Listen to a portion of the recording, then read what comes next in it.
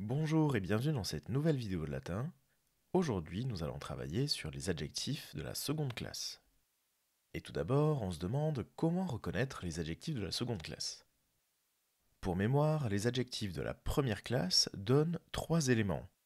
L'adjectif au masculin singulier, l'adjectif au féminin, réduit à a, et l'adjectif au neutre, réduit à Pour les adjectifs de la seconde classe, c'est différent puisqu'on a en général que deux éléments qui sont donnés par le dictionnaire. Et souvent sous deux formes différentes. Par exemple, avec le mot fortis, forte, fort, on va avoir tout d'abord le masculin féminin, puis le neutre, en abrégé. Et pour le cas de prudens, prudentis, prudent, on va avoir tout d'abord le nominatif, au masculin, féminin et neutre, puisque c'est la même forme, et le génitif, toujours aux trois genres. Dans tous les cas, ces adjectifs sont très faciles à reconnaître dans le dictionnaire. Et il faut se demander tout de suite comment on reconnaît les modèles de la seconde classe. Eh bien, on aura un système parallèle à la troisième déclinaison des noms en latin. Les modèles vont être divisés en deux grandes catégories, des catégories morphologiques, qui vont d'ailleurs présenter un nombre très différent d'adjectifs. On aura tout d'abord les adjectifs imparisyllabiques, dont les radicaux sont en consonne, et les adjectifs parisyllabiques, dont les radicaux sont en voyelle, un i. Et pour mémoire, le mot parisyllabique ou imparisyllabique vient de l'adjectif par paris, égal.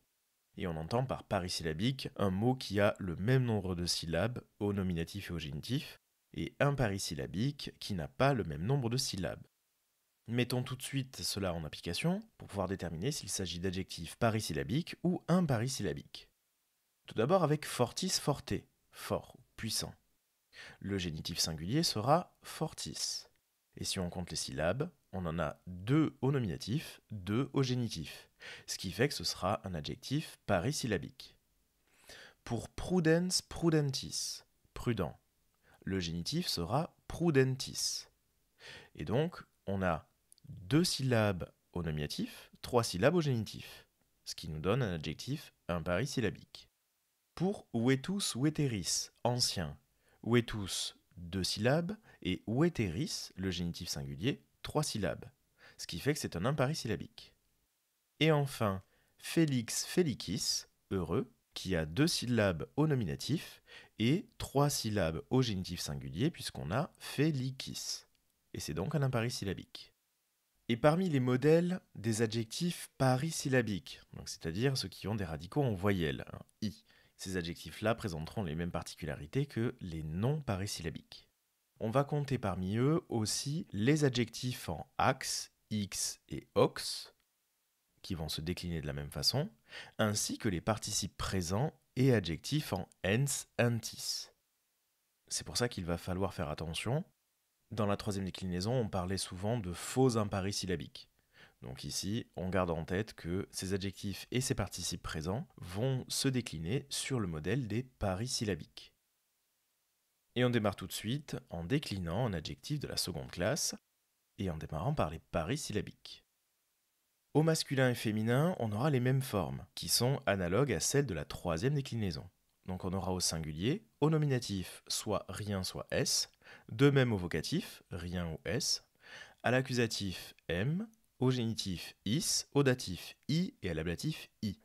Et attention, c'est bel et bien i à l'ablatif. On rentrera dans le détail tout à l'heure. Et pour le pluriel, au nominatif S, au vocatif S, à l'accusatif S, et même parfois sur le modèle des noms, on aura la terminaison is, notamment en poésie. Au génitif pluriel, ium, au datif ibus, à l'ablatif ibus. Ce qui nous donne pour l'adjectif fortis, au singulier, fortis, fortis, fortem, fortis, forti, forti, et au pluriel, fortes, fortes, fortes, parfois fortis, fortium, fortibus, fortibus.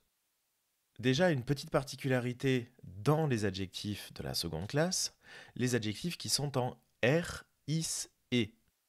Eux présentent trois formes dans le dictionnaire, mais en fait, on va voir que seules quelques toutes petites formes vont être modifiées. Je vous ai mis ces formes en rouge. On a au nominatif et au vocatif masculin acer, quant au féminin, on a acris. Mais sinon, le reste de la flexion est la même. Et ensuite, les parisyllabiques au neutre. comme pour les noms, on va retrouver au singulier au nominatif rien ou et, au vocatif rien ou et, à l'accusatif rien ou et. Au génitif is, au datif i, à l'ablatif i. Et au pluriel, on aura un i partout.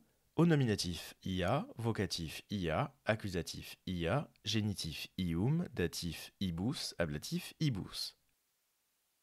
Et on prend toujours l'exemple de fortis, qui donne donc au neutre forte, et au singulier forte, forte, forte, fortis, forti, forti.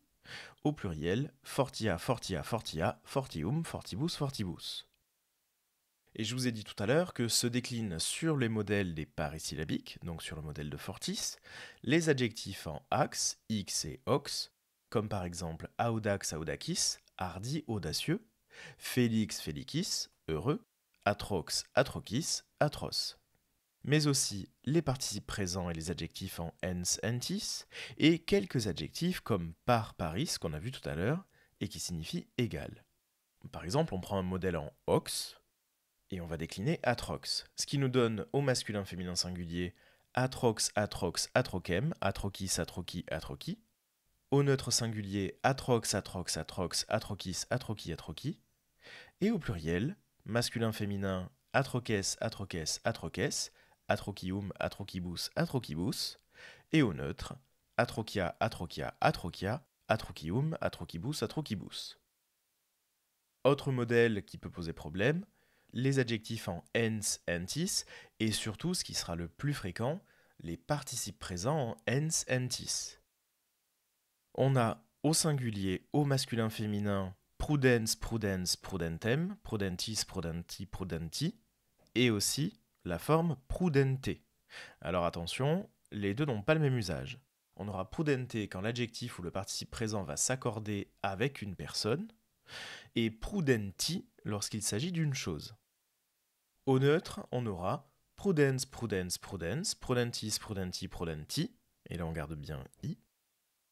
Et enfin, au pluriel, masculin, féminin, prudentes, prudentes, prudentes, prudentium, prudentibus, prudentibus. Et au neutre, prudentia, prudentia, prudentia, prudentium, prudentibus, prudentibus. Ensuite, les imparisyllabiques, qui ont les terminaisons suivantes au masculin féminin, au singulier nominatif s, vocatif s, accusatif m, génitif is, datif i, ablatif e, et au pluriel, nominatif s, vocatif s, accusatif s, génitif datif ibus, ablatif ibus. Par exemple, l'adjectif vetus veteris, vieux, ancien. On le décline ainsi au singulier, vetus, vetus, veterem, veteris, veteri, vetere, et au pluriel, veteres, veteres, veteres, veterum, veteribus, veteribus. Pour le neutre, on aura la même terminaison au nominatif, vocatif, accusatif, ce qui nous donne au singulier nominatif s, vocatif s, accusatif s, génitif is, datif i, ablatif e. Et au pluriel, nominatif a, vocatif a, accusatif a, génitif datif ibus, ablatif ibus. Ce qui nous donne au neutre, au singulier, vetus, vetus, vetus, veteris, veteri, vetere, et au pluriel, vetera, vetera, vetera, veterum, veteribus, veteribus. En bref, ce qu'il faut retenir de la seconde classe des adjectifs en latin, ils se déclinent sur les nombres de la troisième déclinaison avec les mêmes particularités. C'est-à-dire qu'il y a des modèles parisyllabiques, notamment fortis, sur lesquels vont se décliner les adjectifs en ens, entis et les participes présents, atrox, atrochis, donc les mots en ox, x, ax, et quelques adjectifs dont l'adjectif par, paris, égal. On a aussi les modèles imparisyllabiques comme vetus. Et on va décliner de la même façon les comparatifs de supériorité sur vetus, veteris et les participes présents sur prudens, prudentis. Voilà, j'espère que vous avez tout compris sur les adjectifs de la seconde classe en latin. On se retrouve bientôt pour une nouvelle vidéo.